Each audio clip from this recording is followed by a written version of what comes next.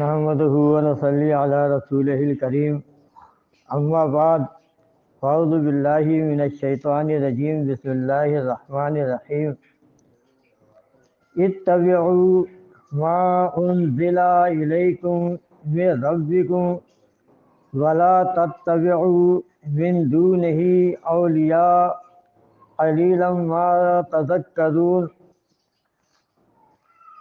سورۃ الاعراف کی یہ ایک آیت ہے، مکہ دور کی سورہ ہے، اور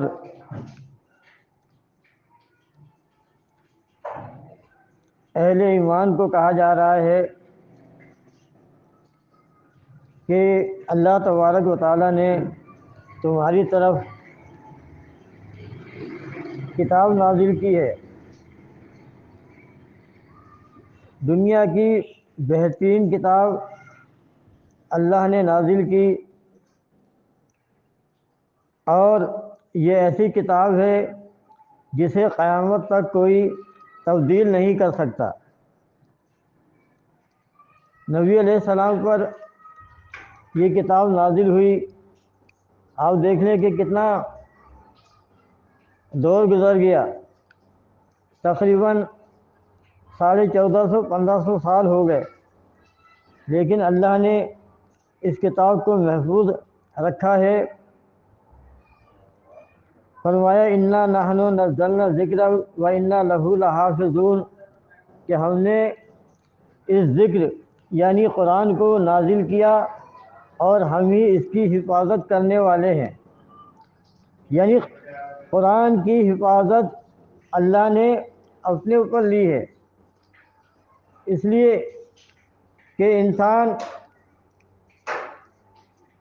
اس کی حفاظت نہ کر سکے، اور جو پچھلی آسمانی کتابیں ہیں تورات، زبور، انجیل، ان کے وہ محرف ہو گئیں، ان میں تبدیلیاں کر دی گئیں، لیکن اس قرآن کے اندر اللہ نے اس کی حفاظت کا ذمہ لیا ہے،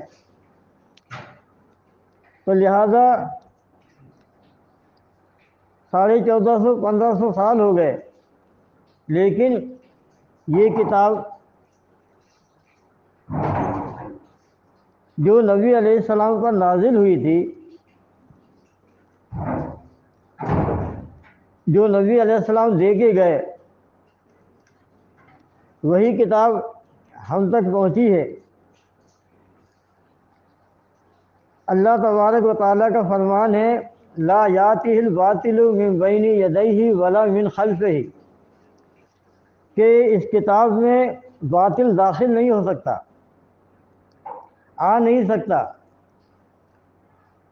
کسی بھی طرح سے اللہ تبارک و تعالیٰ نے رکاوٹ کھڑی کر دی ہے، اس میں باطل آ نہیں سکتا۔ من بین یدیہ ولا من خلفہ، نہ آگے پیچھے سے نہ دائیں بائیں سے کہیں سے بھی باطل اس میں آ نہیں سکتا۔ یہ اللہ تبارک و تعالیٰ کی طرف سے نازل کی گئی کتاب ہے، تو حکم دیا جا رہا ہے اتبعوا ما انزل الیکم من ربکم، کہ تم اتباع کرو ما انزل الیکم، جو نازل کیا گیا تمہاری طرف، من ربکم، تمہارے رب کی طرف سے، ولا تتبعوا من دونہ اولیاء، اور پیروی نہ کرو اللہ کے علاوہ اور اولیاء کی۔ اولیاء جو ہے یہ ولی کی جمع ہے، جس کے معنی دوست، حمایتی، کارساز، سرپرست، یہ سارے معنی اس کے اندر آتے ہیں۔ فرمایا قلیلا ما تذکرون، اور تم بہت کم نصیحت حاصل کرتے ہو، نصیحت قبول کرتے ہو۔ تو یہاں اللہ تبارک و تعالیٰ نے اپنی کتاب پر کی اتباع کا حکم دیا ہے، اور ہم پیروی کیوں نہ کریں، کہ اللہ تبارک و تعالیٰ کی یہ بڑا انعام و اکرام ہے ہمارے لیے کہ کہ ہمیں اس قوم کے اندر، اس امت میں ہمیں پیدا کیا جس امت کے لیے اللہ نے اپنی عظیم الشان کتاب قرآن نازل کی، قرآن کو نازل کیا۔ تو دیکھیے یہ ہماری خوش بختی ہے، خوش قسمتی ہے کہ اللہ نے ہم پر احسان کیا۔ اللہ تبارک و تعالیٰ نے نعمت قرار دیا ہے۔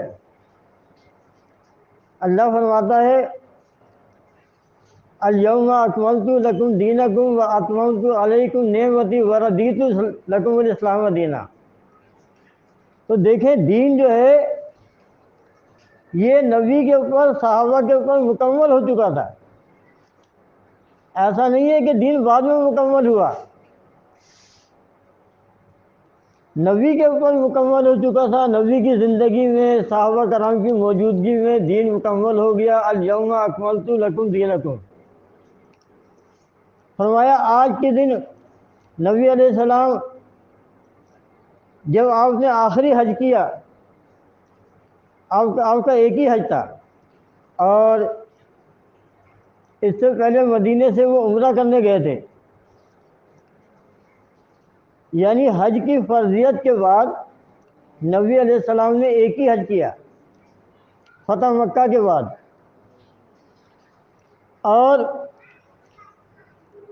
پھر یہ آیتیں اتری، یہ آیتیں نازل ہوئی، اور یہ واقعہ ہے 10 ہجری کا۔ پھر یہ آیتیں نازل ہوئی عرفات کے میدان میں نبی علیہ السلام کے اوپر کہ آج ہم نے تمہارا دین تمہارے لیے مکمل کر دیا۔ وَأَتْمَمْتُ عَلَيْكُمْ نِعْمَتِي، اور تم پر اپنی نعمتیں پوری کر دیں، تمام کر دیں۔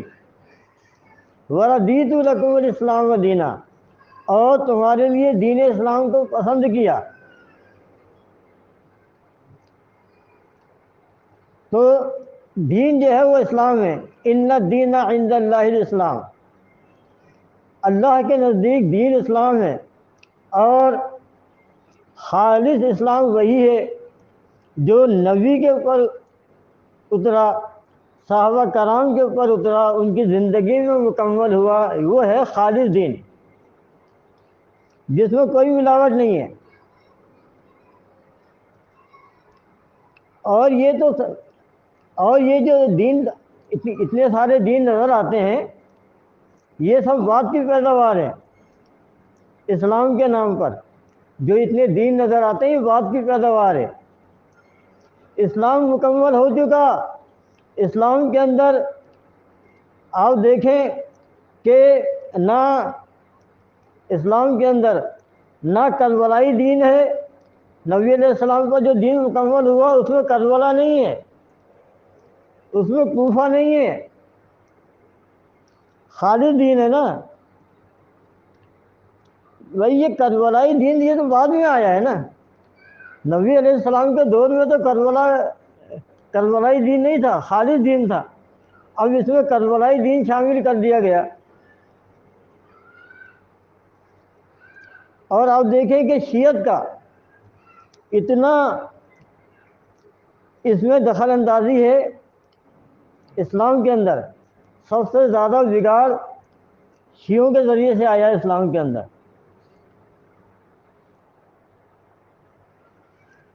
اور اس قدر بگاڑ آیا ہے کہ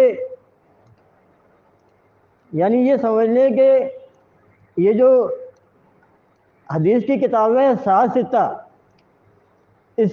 اگر اس کے اندر سے شیعہ راویوں کو نکال دیا جائے تو مشکل سے 20% روایتیں بچتی ہیں، 20-25%، اس قدر شیعت چھائی ہوئی ہے۔ تو ہم یہ نہیں کہتے کہ شیعہ راوی کی روایت قبول نہیں کریں گے، ہمارا کہنا یہ ہے کہ شیعہ راوی کی روایت پر ہم دین قائم نہیں کریں گے، اس کی روایت پہ عقیدہ نہیں بنائیں گے۔ شیعہ راوی کی روایت پر حلت و حرمت کا حکم نافذ نہیں کیا جائے گا۔ اصول میں، قواعد کے اندر، حلت و حرمت میں، عقائد میں شیعہ راوی کی روایت ہم نہیں لیں گے. ہمارے لیے قرآن و سنت کافی ہیں، اس لیے کہ دین شیعہ راویوں کے بغیر بھی مکمل ہو چکا تھا. یہ شیعہ راوی تو بعد میں آئے ہیں نا. دین صحابہ میں مکمل، نبی کے علیہ السلام کے دور میں کوئی شیعہ نہیں ہے، دین مکمل ہو گیا. یہ تو سب بعد میں آئے ہیں، زادان ہیں. یہ صحابہ کے دور میں پیدا ہوا، دین مکمل ہو چکا ہے. اب وہ روایت لا رہا ہے کہ روح جو ہے قبروں میں مردہ جسموں میں لوٹا دی جاتی ہے. نہ قرآن میں یہ بات ہے، نہ نبی علیہ السلام کی سنت میں آپ کو یہ بات ملے گی. یہ کہاں سے لے کے آ گیا؟ تو صحابہ کرام کا جو طریقہ تھا وہ کیا تھا کہ صحابہ کرام ان کے سامنے جب کوئی حدیث آتی تھی تو وہ قرآن و سنت کے اوپر دیکھتے تھے، اگر اس کے خلاف ہوتی تھی تو رد کر دیتے تھے. یہ طریقہ تھا، بالکل خالص دین تھا. میں نے بتایا نا کہ یہ ساری دین میں خرابی جو ہے یہ بات کی پیداوار ہے. محدثین کے دور میں بھی خرابی تھی، اتنی نہیں تھی، لیکن 300 سال کے بعد، تیسری صدی ہجری کے بعد پھر اتنا بگاڑ آیا. اور خاص طور پہ جب دین روایت پرستی میں تبدیل ہو گیا، دین جو ہے جب روایت پرستی آ گئی تو اس کے بعد پھر دین میں بگاڑ شروع ہوا. تو میں بتا رہا تھا کہ کربلا کا جو کربلائی دین جو ہے نا، وہی واقع کربلا تو کب کا ہے؟ 60 ہجری کا ہے. دین تو نبی علیہ السلام مدینے میں ہجرت کر کے آئے، 10 ہجری کو نبی علیہ السلام کی وفات ہوئی. یعنی قرآن جو ہے 10 ہجری تک مکمل ہو چکا ہے. واقع کربلا 60 ہجری میں پیش آیا. کہنے کا مطلب یہ ہے کہ اب دیکھیں پورا اسلام جو ہے نا وہ کربلا کے اندر داخل کر دیا گیا. بھائی دنیا میں بڑے بڑے سانحے ہوئے ہیں، لیکن اس کو کوئی مناتا نہیں ہے. سانحے سے اندازہ لگائیں کہ نبی علیہ السلام کے دور میں ایک قبیلے سے کچھ لوگ آئے اور انہوں نے کہا آپ ہمارے ساتھ ایسے لوگوں کو بھیجیں جو قرآن جانتے ہو اور وہ ہماری قوم کو قرآن سکھائیں. تو اللہ کے نبی نے 70 قرآن پڑھنے والے ان کے ساتھ بھیج دیے. انہوں نے دھوکہ دیا اور 70 جو قاری تھے قرآن کے انہیں قتل کر دیا. 70 افراد مدینے کا میں ہوا ہے کہ مدینے میں جب تھے وہاں سے بھیجے تھے. تو آپ دیکھیں 70 افراد قتل کر دیے گئے. کوئی مرثیہ نہیں پڑھتا، کوئی نوحہ نہیں پڑھتا، کوئی سینہ نہیں پیٹتا، کوئی ذکر بھی نہیں کرتا. آپ دیکھیں کوئی ذکر نہیں کرتا اس کا. 70 افراد قرآن کے قاری انہیں قتل کر دیے گئے دھوکے سے. تو ثانیات تو دنیا میں ہوتے رہتے ہیں. اسی طرح سے عثمان رضی اللہ عنہ کو شہید کیا گیا. کوئی دن نہیں مناتا، کوئی غم نہیں مناتا، سوگ نہیں مناتا.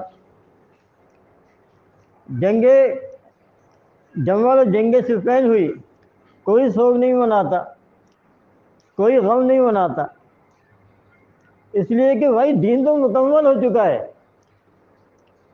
اب دین میں کوئی امینڈمنٹ نہیں ہوگی، دین میں کوئی چیز ایڈ نہیں ہوگی. دین ویسے خالص رکھا جائے گا جیسا کہ اللہ کے نبی اور صحابہ کے دور میں تھا. وہی اصل دین ہے، وہی خالص دین ہے. لیکن جب بندہ ادھر ادھر بھاگتا ہے، ادھر ادھر جھانکتا ہے، تو پھر اس کے بعد عجیب و غریب چیزیں لے کر کے آ جاتا ہے۔ تو صحابہ کرام کا طریقہ یہ تھا کہ ان کے سامنے کوئی حدیث پیش کرتا تھا تو وہ اس حدیث کو قرآن و سنت کے اوپر رکھتے تھے اور پھر فیصلہ کرتے تھے یہ صحیح ہے یا غلط ہے۔ تو ان کا جو اسٹینڈرڈ تھا وہ قرآن و سنت تھا، لیکن جب یہ معیار، یہ پیمانہ جب یہ تبدیل ہو گیا تو اس کے بعد خرابیاں شروع ہو گئیں۔ کہنے کا مطلب یہ ہے کہ سانحات اور واقعات تو ہوتے رہتے ہیں، انسانی تاریخ کے اندر اتنے سانحے گزرے ہیں، اتنے لوگ قتل کیے گئے ہیں، بے قصور مارے گئے ہیں کہ آپ ان کا شمار نہیں کر سکتے۔ اگر آپ غم منانا شروع کر دیں تو آپ ڈیلی، ہر روز آپ کا جو ہے ہر دن ماتم میں، مرثیے میں، عزاداری میں گزرے گا۔ تو دین کا اس سے کوئی تعلق نہیں، بڑے بڑے سانحے ہو جاتے ہیں۔ غزوہ احد کے اندر 70 صحابہ شہید کر دیے گئے، کیا اللہ کے نبی نے سوگ منایا؟ اگر مرنے والوں کا کوئی سوگ ہے تو 3 دن ہے، وہ بھی 3 دن منایا، اس کے بعد پھر کبھی نہیں منایا۔ بہت سارے ثانیات گزرے ہیں، انہی میں سے ایک ثانیہ جو ہے یہ واقع کربلا ہے۔ اور واقع کربلا در حقیقت سیاسی مسئلہ تھا، اس کا تعلق دین سے نہیں تھا، سیاست سے تھا۔ تعلق اس بات سے تھا کہ خلافت کا مستحق اور حقدار کون ہے۔ تو حسین رضی اللہ عنہ کو ورغلایا گیا کہ آپ زیادہ حق رکھتے ہیں، آپ زیادہ حق رکھتے ہیں خلافت کا، کہ آپ نواسہ رسول ہیں، علی کے فرزند ہیں، آپ زیادہ حق رکھتے ہیں۔ وہ ان لوگوں کے بہکاوے میں آ گئے اور انہوں نے یزید کی حکومت سے خروج کیا۔ اور خروج کا مطلب یہ ہے کہ اگر کوئی مسلمانوں کی ریاست ہو، مسلمانوں کا خلیفۃ المسلمین ہو، خلیفۃ المسلمین وہ ہوتا ہے کہ جس کی ریاست ہو، جس کے ہاتھ پر لوگ بیعت کریں۔ اب اگر کوئی شخص اس کی حکومت سے نکلتا ہے تو یہ خروج کہلاتا ہے، یعنی اس کی حکومت سے بغاوت، اور اس کی سزا جو ہے وہ قتل ہے۔ تو جب کوفے کے لوگوں نے حسین رضی اللہ عنہ کو ورغلایا تو وہ نکلے، تو ان کو روکا گیا۔ عبداللہ بن عمر، حدیث میں آتا ہے کہ انہوں نے لوگوں کو جمع کیا اور کہا کہ دیکھو، ہم نے اللہ کے حکم کے مطابق اس شخص کے ہاتھ پر بیعت کی ہے۔ کس کے؟ یزید کے۔ اب آپ دیکھیں یزید کون ہے، یزید کا خاندان کیا ہے؟ یہ یزید معاویہ کے بیٹے ہیں، اور معاویہ ابو سفیان کے بیٹے ہیں، معاویہ ابو سفیان کے بیٹے ہیں، ان کے بیٹے یزید ہیں۔ اور معاویہ کی بہن ام حبیبہ نبی علیہ السلام کے نکاح میں بیوی ہیں۔ تو بیوی کا جو بیوی کا جو بھتیجا ہوتا ہے، بھائی کا بیٹا، بھائی کی بہن کا بھتیجا ہوتا ہے نا، رشتے میں پھوپھی لگتی ہیں وہ، تو نبی علیہ السلام اس رشتے سے پھوپھا لگتے تھے۔ اور پھوپھا ہوئے۔ اچھا، اور پھر آپ یہ دیکھیں کہ یہ یزید ہیں جنہوں نے شادی کی علی رضی اللہ عنہ کے خاندان میں، علی رضی اللہ عنہ کے بھائی جعفر طیار رضی اللہ عنہ، یہ کون ہے؟ علی رضی اللہ عنہ کے بھائی ہیں۔ ان کے بیٹے ہیں عبداللہ بن جعفر، ان کی بیٹی ہے محمد جو یزید کے نکاح میں یزید کی بیوی ہیں، یعنی علی رضی اللہ عنہ کے بھائی کا بیٹا یزید کا سسر ہے، اور حسین رضی اللہ عنہ کی بہن زینب وہ عبداللہ بن جعفر کی بیوی ہیں، تو یہ دونوں عبداللہ بن جعفر یزید کے سسر ہیں اور زینب یزید کی ساس ہیں۔ تو آپ دیکھیں کتنا کلوز رشتہ آ گیا۔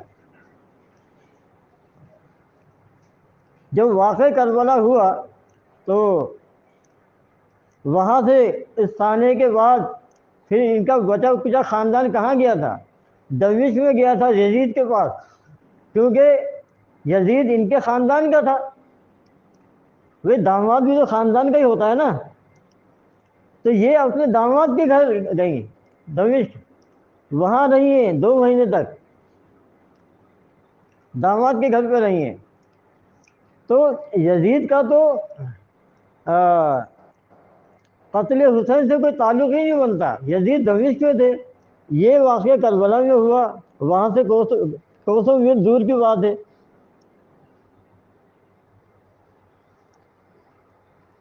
یہ ایسی بات ہے، لوگ کہتے ہیں کہ بھی یہ یزید جو ہے اس کے دور حکومت پر قتل کیسے ہو گیا، اس نے روکا کیوں نہیں؟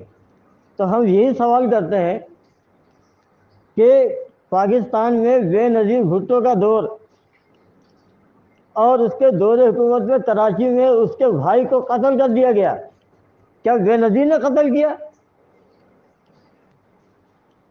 کیا بہن نے بھائی کو قتل کیا؟ کوئی کہتا یہ، حالانکہ دور حکومت بے نظیر کا، لیکن کوئی یہ نہیں کہتا کہ بے نظیر نے قتل کیا۔ بھائی جس نے بھی قتل کیا آج تک قاتل کا نہیں پتہ چلا۔ بھائی یہ تو ٹیکنالوجی کا دور ہے نا، جدید دور ہے، کمپیوٹر دور ہے۔ بہن وزیر اعظم ملک کی سربراہ، اس کے بھائی کو قتل کر دیا گیا، پتہ نہیں چلا کس نے مارا ہے۔ تو یزید کو جنہوں نے قتل کیا تھا اس کا ایڈریس کہاں سے لائیں گے؟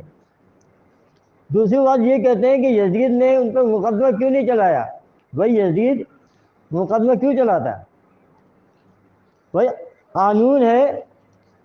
قانون ہے، آئین ہے، رول ہے،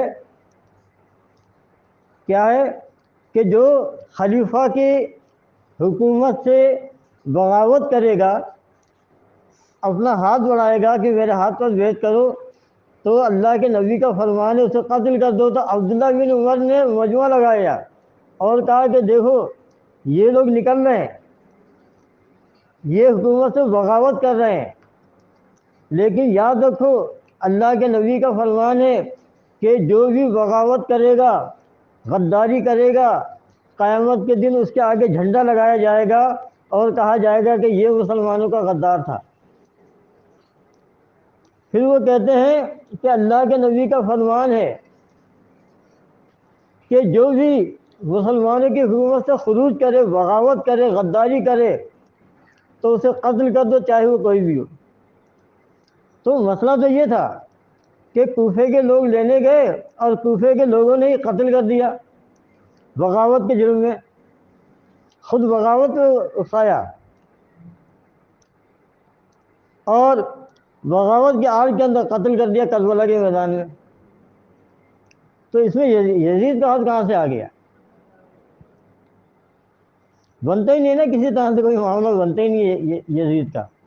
تو کہنے کا مطلب یہ ہے کہ یہ ہمارے سامنے ایک تاریخ یہ، اور 100%، 100%، تو کسی کیس میں بھی جب جج فیصلہ کرتا ہے تو وہ 100% نہیں ہوتا۔ جج جو عدالت میں فیصلہ کرتا ہے وہ 100% نہیں ہوتا۔ کیوں نہیں ہوتا؟ کہ جج نے قتل کرتے ہوئے نہیں دیکھا ہوتا، وہ تو شواہد کی بنیاد پر، گواہوں کی بنیاد پر فیصلہ کرتا ہے، اور گواہ جھوٹے بھی ہو سکتے ہیں۔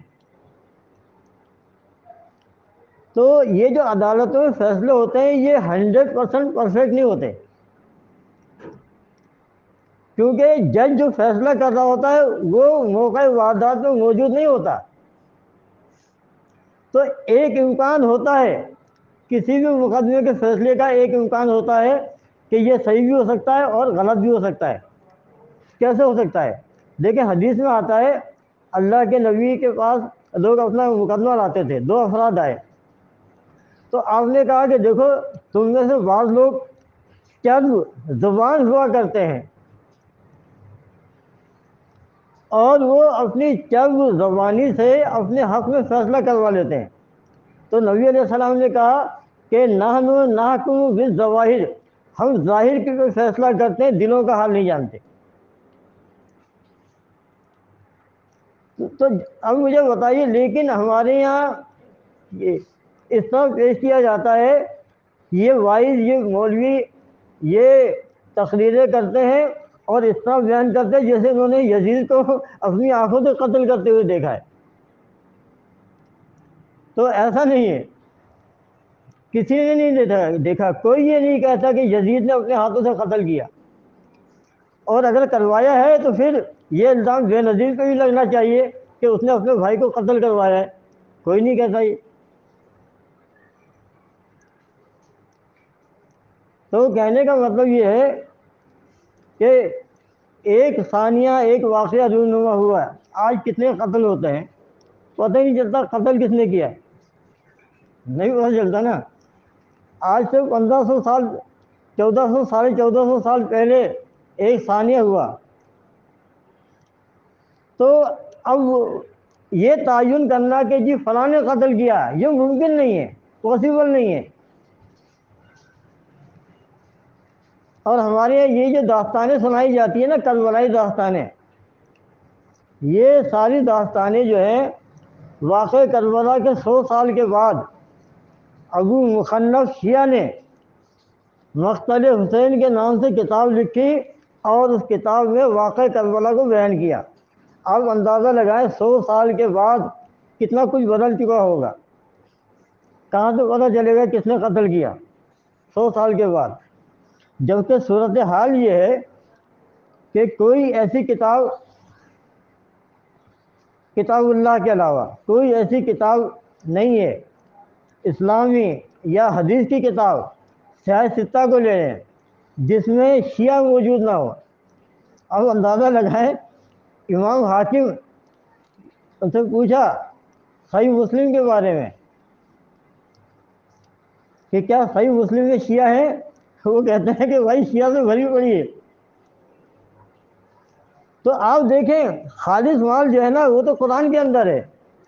تو ہم یہی تو کہتے ہیں کہ ہم اپنا عقیدہ کتاب اللہ کے مطابق بنائیں گے. دوسری چیز یہ ہے سنت رسول اللہ، نبی علیہ السلام کا طریقہ، صحابہ کرام کا عمل، اس کو لیا جائے گا. اس لیے کہ جو عمل ملتا ہے نا ہمیں، عمل کیا چیز ہے؟ 5 وقت کی نماز. اس میں کوئی جھگڑا ہے؟ کوئی جھگڑا نہیں ہے. یہاں تک کہ شیعہ بھی مانتے ہیں کہ 5 وقت کی نماز ہے، چاہے وہ 2 نمازیں ملا کے پڑھیں، 5 کی وہی بھی مانتے ہیں، کوئی جھگڑا نہیں ہے. اس کو کہتے ہیں سنت، یعنی اس کے اندر کوئی تبدیلی نہیں ہے، نبی کے دور سے آج تک جاری ہے. اذان دینا، حج کرنا اور کتنے معاملات ہیں جو سنت کا طریقہ ہے، یعنی ختنے کرنا، عقیقہ کرنا، یہ ساری چیزیں سنت کہلاتی ہیں. تو طریقہ یہ ہے کہ قرآن و سنت کے اوپر جو بھی مسئلہ آتا ہے ان کے اوپر رکھ کے فیصلہ کیا جاتا ہے، ان کے اوپر رکھ کے اس کا نتیجہ نکالا جاتا ہے، فیصلہ کیا جاتا ہے. ایسا نہیں ہوتا کہ 1-2 روایات سے فیصلہ کر لیا جائے. ایک اہل حدیث کو میں نے یہ کہا، وہ کہنے لگا کہ حدیث میں آتا ہے کہ مردہ قدموں کی چاپ سنتا ہے. میں نے کہا کہ جناب والا کسی ایک حدیث کے اندر پورا دین اسلام نہیں ہے، پورا دین اسلام کسی قرآن کی ایک آیت میں بھی نہیں ہے.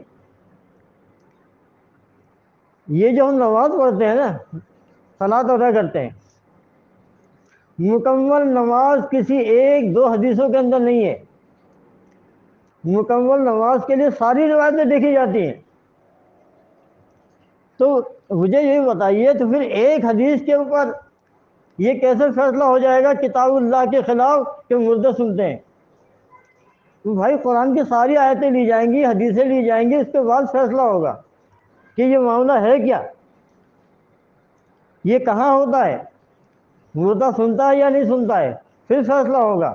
دیکھیں یہی طریقہ ہے، سنگل کسی حدیث سے یا کسی ایک آیت سے فیصلہ نہیں ہوتا۔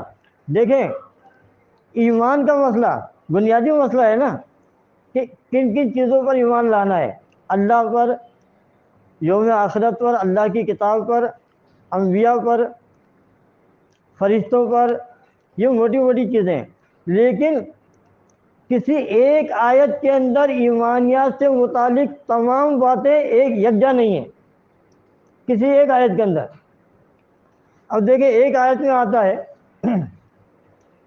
ان الذین قالوا ربنا اللہ، جنہوں نے کہا کہ اللہ ہمارا رب ہے، ثم استقاموا، اور وہ اس کے اوپر جم گیا، وہ کامیاب ہو گیا۔ اب آپ دیکھیں ان الذین قالوا ربنا اللہ ایک آیت ہے، اس آیت میں صرف رب کے اوپر ایمان کی بات ہے، اس کے اندر یہ نہیں ہے کہ قرآن پہ ایمان لاؤ، نبی پر ایمان لاؤ، فرشتوں پر ایمان لاؤ۔ اب اگر کوئی یہ کہے کہ میرا عقیدہ اس آیت کے اوپر ہے کہ ربنا اللہ، اللہ کو رب مان لو، باقی کسی کو ماننے کی ضرورت نہیں ہے، کیا یہ بات مانی جائے گی؟ نہیں مانی جائے گی نا۔ اس کو کہا جائے گا قرآن کی دوسری آیتیں بھی ہیں، حدیثیں بھی ہیں، سب کو لیا جائے گا۔ اسی طرح دین کا کوئی بھی مسئلہ ہو، تمام آیات اور تمام احادیث کو دیکھا جائے گا، اس کے بعد فیصلہ کیا جائے گا، اس کے بعد نتیجہ نکالا جائے گا۔ شراب کی حرمت ہو تو دیکھیں قرآن کے اندر بہت کئی آیتیں ہیں شراب سے متعلق۔